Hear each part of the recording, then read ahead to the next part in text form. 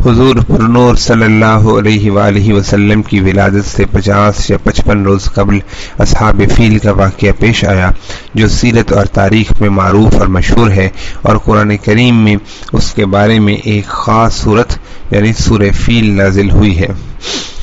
مختصر واقعہ یہ ہے کہ نجاشی شاہ حبشہ کی جانب سے یمن کا حاکم ابرہہ نامی آدمی تھا۔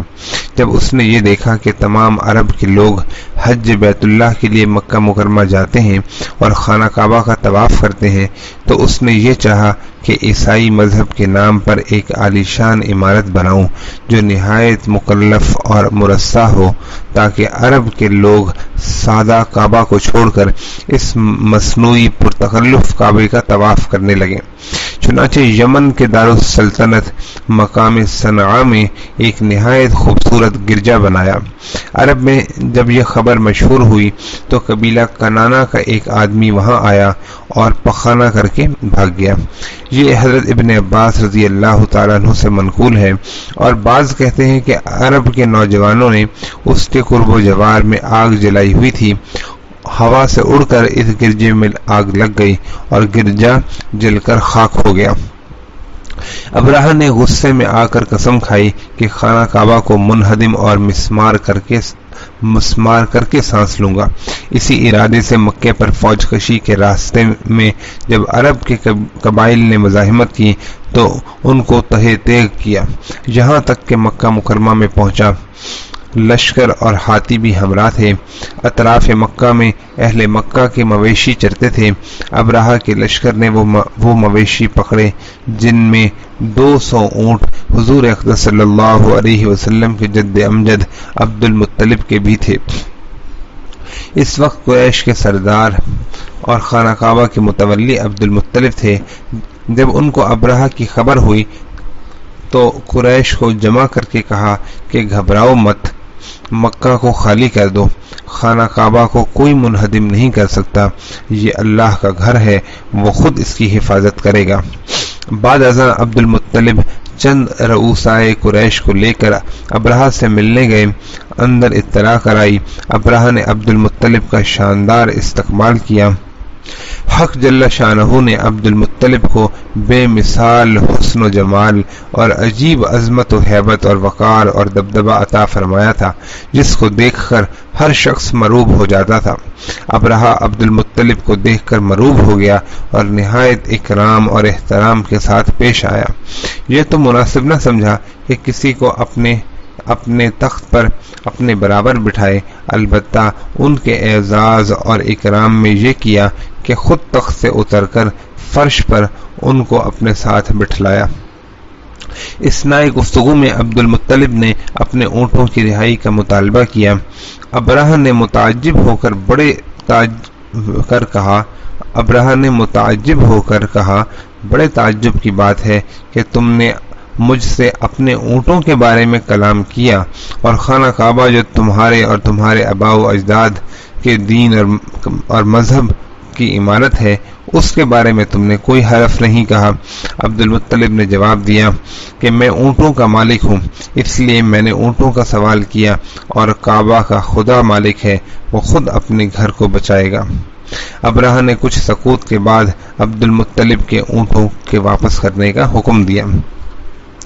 عبد المطلب اپنے اونٹوں کو لے کر واپس آ گئے اور قریش کو حکم دیا کہ مکہ خالی کر دیں، اور تمام اونٹوں کو خانہ کعبہ کی نظر کر دیا، اور چند آدمیوں کو اپنے ہمراہ لے کر خانہ کعبہ کے دروازے پر حاضر ہوئے۔ سب نے گڑ گڑا کر دعائیں مانگی۔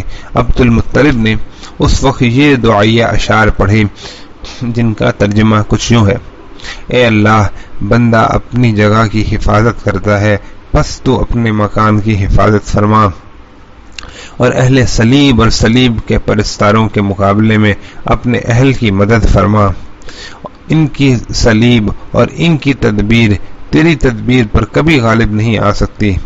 لشکر اور ہاتھی چڑھا کر لائے ہیں تاکہ تیرے عیال کو قید کریں، تیرے حرم کی بربادی کا قصد کر کے آئے ہیں، جہالت کی بنا پر یہ قصد کیا ہے، تیری عظمت اور جلال کا خیال نہیں کیا۔ عبد المطلب دعا سے فارغ ہو کر ماں اپنے ہمراہیوں کے پہاڑ پر چڑھ گئے اور ابرہہ اپنا لشکر لے کر خانہ کعبہ کے گرانے کے لیے بڑھا۔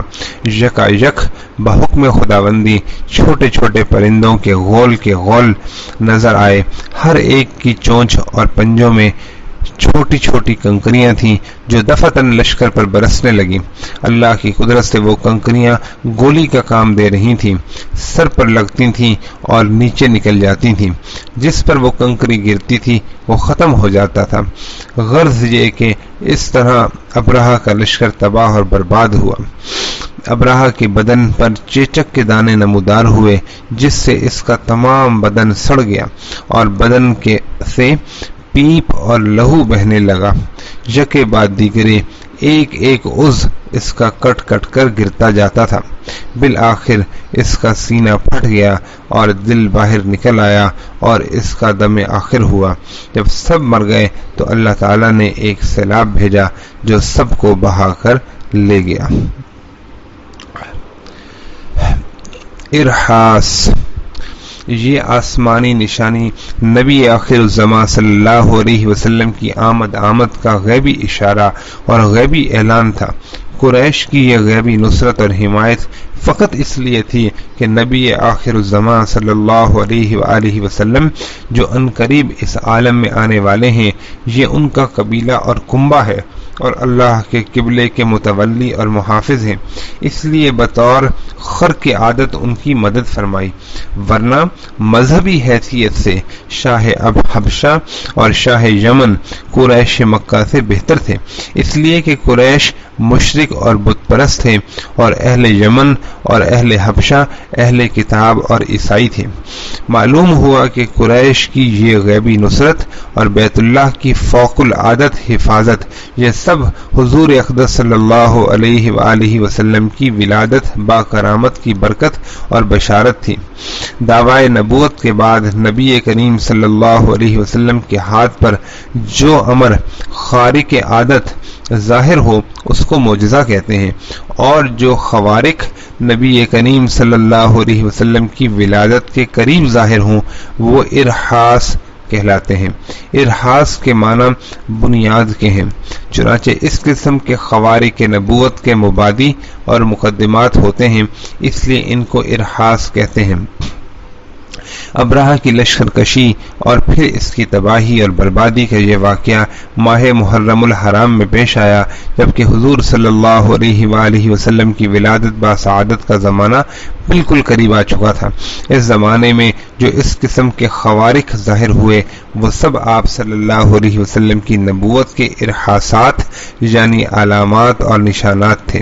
اس واقعے کے 50 یا 55 روز بعد حضور صلی اللہ علیہ وسلم کی ولادت باسعادت ظہور میں آئی۔ حضور صلی اللہ علیہ وآلہ وسلم کی ولادت باسعادت۔ سرور عالم سید ولد آدم محمد مصطفیٰ احمد مجتبیٰ صلی اللہ علیہ وآلہ وسلم واقع فیل کے 50 یا 55 روز کے بعد بتاریخ 8 ربیع الاول یوم دوشنبہ بمطابق ماہ اپریل 570 عیسوی مکہ مکرمہ میں صبح صادق کے وقت ابو طالب کے مکان میں پیدا ہوئے۔ ولادت باسعادت کی تاریخ میں مشہور قول تو یہ ہے کہ حضور صلی اللہ علیہ وسلم 12 ربیع الاول کو پیدا ہوئے، لیکن جمہور محدثین اور مورخین کے نزدیک راجح اور مختار قول یہ ہے کہ حضور صلی اللہ علیہ وسلم 8 ربیع الاول کو پیدا ہوئے۔ حضرت عبداللہ ابن عباس اور حضرت جبیر ابن مطعم رضی اللہ تعالیٰ عنہما سے بھی یہی منقول ہے۔ حضرت عثمان بن ابی عاص رضی اللہ تعالیٰ عنہ کی والدہ فاطمہ بنت عبداللہ رضی اللہ تعالیٰ عنہ فرماتی ہیں کہ میں حضرت صلی اللہ علیہ وسلم کی ولادت کے وقت آمنہ کے پاس موجود تھی تو اس وقت یہ دیکھا کہ تمام گھر نور سے بھر گیا اور دیکھا کہ آسمان کے ستارے جھکے آتے ہیں، یہاں تک کہ مجھ کو یہ گمان ہوا کہ یہ ستارے مجھ پر آ گریں گے۔ ارباز بن ساریہ رضی اللہ تعالیٰ عنہ سے مروی ہے کہ رسول اللہ صلی اللہ علیہ وسلم کی والدہ ماجدہ نے ولادت باسعادت کے وقت ایک نور دیکھا جس سے شام کے محل روشن ہو گئے۔ یہ روایت مسند احمد اور مستدرک حاکم میں مذکور ہے۔ اور ایک روایت میں یہ ہے کہ بصرہ کے محل روشن ہو گئے۔ اور کعب احبار جو کہ علماء بنی اسرائیل میں ممتاز تھے، انہوں نے رسول اللہ صلی اللہ علیہ وسلم کا زمانہ پایا، مگر حضرت ابوبکر یا عمر رضی اللہ تعالی عنہما کے عہد خلافت میں مشرف با اسلام ہوئے۔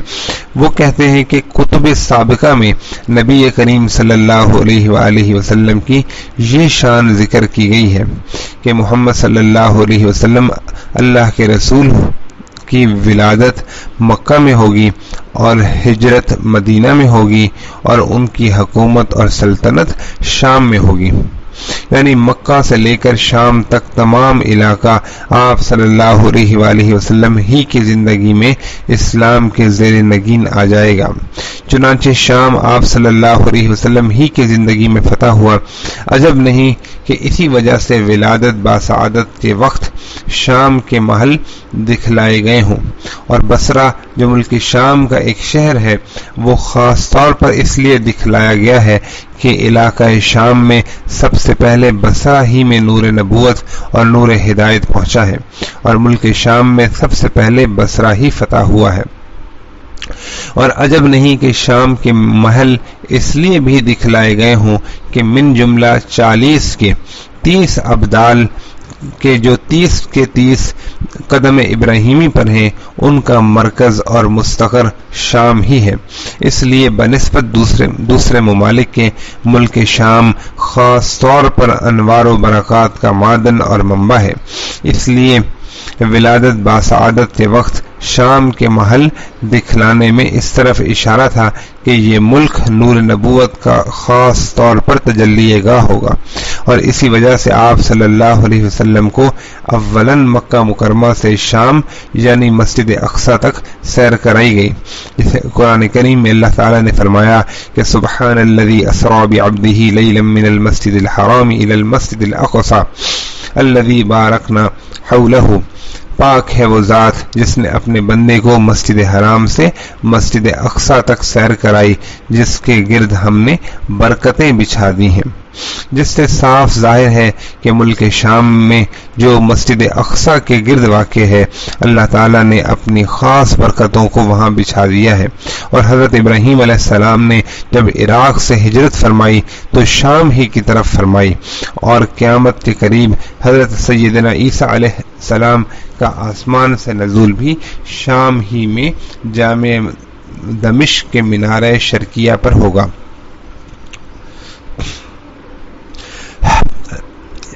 نیز اس کے علاوہ یعقوب بن سفیان باسناد حسن حضرت عائشہ رضی اللہ تعالی عنہا سے راوی ہیں کہ ایک یہودی مکہ میں بغرض تجارت رہتا تھا۔ جس شب میں آپ صلی اللہ علیہ وسلم پیدا ہوئے تو مجلس میں قریش سے یہ دریافت کیا کہ اس شب میں کوئی لڑکا پیدا ہوا ہے۔ قریش نے کہا کہ ہم کو معلوم نہیں۔ یہودی نے کہا کہ اچھا ذرا تحقیق تو کر کے آؤ، آج کی شب میں اس امت کا نبی پیدا ہوا ہے۔ اس کے دونوں شانوں کے درمیان ایک علامت ہے، یعنی مہر نبوت ہے۔ وہ 2 رات تک دودھ نہ پیے گا، اس لیے کہ ایک جنی نے ان کے منہ پر انگلی رکھ دی ہے۔ لوگ فوراً اس مجلس سے اٹھے اور اس کی تحقیق کی۔ معلوم ہوا کہ عبداللہ بن عبد المطلب کے لڑکا پیدا ہوا ہے۔ یہودی نے کہا کہ مجھ کو بھی چل کر دکھاؤ۔ یہودی نے جب دونوں شانوں کے درمیان کی علامت یعنی مہر نبوت کو دیکھا تو بے ہوش ہو کر گر پڑا۔ جب ہوش آیا تو یہ کہا کہ نبوت بنی اسرائیل سے چلی گئی۔ اے قریش، واللہ یہ مولود تم پر ایسا حملہ کرے گا کہ جس کی خبر مشرق سے لے کر مغرب تک پھیل جائے گی۔ ایوان کسرا کے 14 کنگروں کا گرنا اور نہر ساوا کا خشک ہو جانا۔ اسی شب میں یہ واقعہ بھی پیش آیا کہ ایوان کسریٰ میں زلزلہ آیا، جس سے محل کے 14 کنگرے گر گئے، اور فارس کا آتش کدہ جو 1000 سال سے مسلسل روشن تھا وہ بجھ گیا، اور دریائے ساوا خشک ہو گیا۔ جب صبح ہوئی تو کسریٰ نہایت پریشان تھا، شاہانہ وقار اس کے اظہار سے مانع ہو رہا تھا۔ بالآخر وزراء اور ارکان دولت کو جمع کر کے دربار منعقد کیا۔ اثناء دربار میں ہی یہ خبر پہنچی کہ فارس کا آتش کدہ بجھ گیا ہے۔ کسریٰ کی پریشانی میں اور اضافہ ہو گیا۔ ادھر سے موبزان نے کھڑے ہو کر کہا کہ اس رات میں نے یہ خواب دیکھا ہے کہ سخت اونٹ عربی گھوڑوں کو کھینچے لے جا رہے ہیں اور دریائے دجلہ سے پار ہو کر تمام ممالک میں پھیل گئے ہیں۔ کسریٰ نے موبزان سے پوچھا کہ اس خواب کی کیا تعبیر ہے؟ موبزان نے کہا کہ شاید عرب کی طرف سے کوئی عظیم الشان حادثہ پیش آئے گا۔ کسریٰ نے توثیق اور اطمینان کی غرض سے نعمان بن منذر کے نام ایک فرمان جاری کیا کہ کسی بڑے عالم کو میرے پاس بھیجو جو میرے سوالات کا جواب دے سکے۔ نعمان ابن منذر نے ایک جہاں دیدہ عالم عبد المسیح غسانی کو روانہ کر دیا۔ عبد المسیح جب حاضر دربار ہوا تو بادشاہ نے کہا کہ میں جس چیز کو تم سے پوچھنا چاہتا ہوں کیا تمہیں اس کا علم ہے؟ عبد المسیح نے کہا کہ آپ بیان فرمائیں، اگر مجھ کو علم ہوگا تو میں بتلا دوں گا، ورنہ کسی جاننے والے کی طرف رہنمائی کر دوں گا۔ بادشاہ نے تمام واقعہ بیان کیا۔ عبد المسیح نے کہا کہ غالباً اس کی تحقیق میرے ماموں ستیح سے ہو سکے گی جو آج کل شام میں رہتے ہیں۔ کسریٰ نے عبد المسیح کو حکم دیا کہ خود اپنے ماموں سے اس کی تحقیق کر کے آؤ۔ عبد المسیح اپنے ماموں ستیح کے پاس پہنچا تو ستیح اس وقت نزع کی حالت میں تھا مگر ہوش ابھی باقی تھے۔ عبد المسیح نے جا کر سلام کیا اور کچھ اشعار پڑھے۔ ستیح نے جب عبد المسیح کو اشعار پڑھتے سنا تو عبد المسیح کی طرف متوجہ ہوا اور یہ کہا کہ عبد المسیح تیز اونٹ پر سوار ہو کر ستیح کے پاس پہنچا جبکہ وہ مرنے کے قریب ہے۔ تجھ کو بنی ساسان کے بادشاہ نے محل کے زلزلے اور آتش کدہ کے بجھ جانے اور موبزان کے خواب کی وجہ سے بھیجا ہے کہ سخت اور قوی اونٹ عربی گھوڑوں کو کھینچے لے جا رہے ہیں اور دجلہ سے پار ہو کر تمام بلاد میں پھیل گئے ہیں۔ اے عبد المسیح، خوب سن لو کہ جب کلام الہی کی تلاوت کثرت سے ہونے لگے اور صاحب عصا ظاہر ہو اور وادی سماوا رواں ہو جائے اور دریائے ساوا خشک ہو جائے اور فارس کی آگ بجھ جائے تو ستیح کے لیے شام نہ رہے گا۔ بنی ساسان کے چند مرد اور چند عورتیں بقدر کنگروں کے بادشاہت کریں گے، اور جو شے آنے والی ہے وہ گویا آ ہی گئی۔ یہ کہتے ہی ستیح مر گیا۔ عبد المسیح واپس آیا اور کسریٰ سے یہ تمام ماجرا بیان کیا۔ کسریٰ نے سن کر یہ کہا کہ 14 سلطنتوں کے گزرنے کے لیے تو ایک زمانہ چاہیے، مگر زمانے کو گزرتے کیا دیر لگتی ہے۔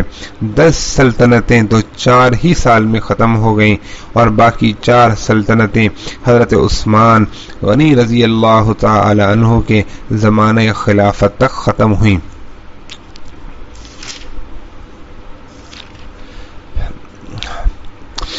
اس کے علاوہ حضرت عباس رضی اللہ تعالیٰ عنہ فرماتے ہیں کہ نبی کریم صلی اللہ علیہ وسلم مختون اور ناف بریدہ پیدا ہوئے۔ عبد المطلب کو یہ دیکھ کر بہت تعجب ہوا اور یہ کہا کہ البتہ میرے اس بیٹے کی بڑی شان ہوگی۔ اور اسحاق بن عبداللہ حضرت آمنہ سے راوی ہیں کہ نبی کریم صلی اللہ علیہ وسلم جب پیدا ہوئے تو نہایت نظیف تھے اور پاک صاف تھے، جس میں اطہر پر کسی قسم کی آلائش اور گندگی نہ تھی۔ عقیقہ اور تسمیہ۔ ولادت کے 7ویں روز عبد المطلب نے آپ کا عقیقہ کیا اور اس تقریب میں تمام قریش کو دعوت دی اور محمد آپ کا نام تجویز کیا۔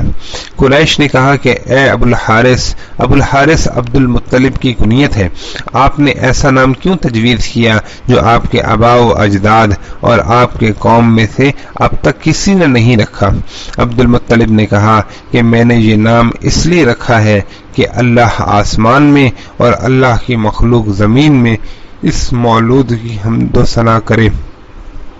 عبد المطلب نے آپ صلی اللہ علیہ وسلم کی ولادت سے پہلے ایک خواب دیکھا تھا جو اس نام کے رکھنے کا باعث ہوا، اور وہ یہ کہ عبد المطلب کی پشت سے ایک زنجیر ظاہر ہوئی جس کی ایک جانب آسمان میں اور ایک جانب زمین میں اور ایک جانب مشرق میں اور ایک جانب مغرب میں ہے۔ کچھ دیر کے بعد وہ زنجیر درخت بن گئی جس کے ہر پتے پر ایسا نور ہے جو آفتاب کے نور سے 70 درجہ زائد ہے۔ مشرق اور مغرب کے لوگ اس کی شاخوں سے لپٹے ہوئے ہیں۔ قریش میں سے بھی کچھ لوگ اس کی شاخوں کو پکڑے ہوئے ہیں اور قریش میں سے کچھ لوگ اس کے کاٹنے کا ارادہ کرتے ہیں۔ یہ لوگ جب اس ارادے سے اس درخت کے قریب آنا چاہتے ہیں تو ایک نہایت حسین و جمیل جوان ان کو آ کر ہٹا دیتا ہے۔ معبرین نے عبد المطلب کو اس خواب کی یہ تعبیر دی کہ تمہاری نسل سے ایک لڑکا پیدا ہوگا کہ مشرق سے لے کر مغرب تک لوگ اس کا اتباع کریں گے اور آسمان اور زمین والے اس کی حمد و ثنا کریں گے۔ اسی وجہ سے عبد المطلب نے آپ صلی اللہ علیہ وآلہ وسلم کا نام محمد رکھا۔ عبد المطلب کو اس خواب سے محمد صلی اللہ علیہ وسلم کا نام رکھنے کا خیال پیدا ہوا، اور ادھر آپ صلی اللہ علیہ وسلم کی والدہ ماجدہ کو رویائے صالحہ کے ذریعے سے یہ بتلایا گیا کہ تم برگزیدہ خلائق اور سید الامم کی حاملہ ہو۔ اس کا نام محمد رکھنا، اور ایک روایت میں ہے کہ احمد نام رکھنا۔ اور بریدہ رضی اللہ تعالی عنہ اور ابن عباس رضی اللہ تعالی عنہ کی روایت میں یہ ہے کہ محمد اور احمد نام رکھنا۔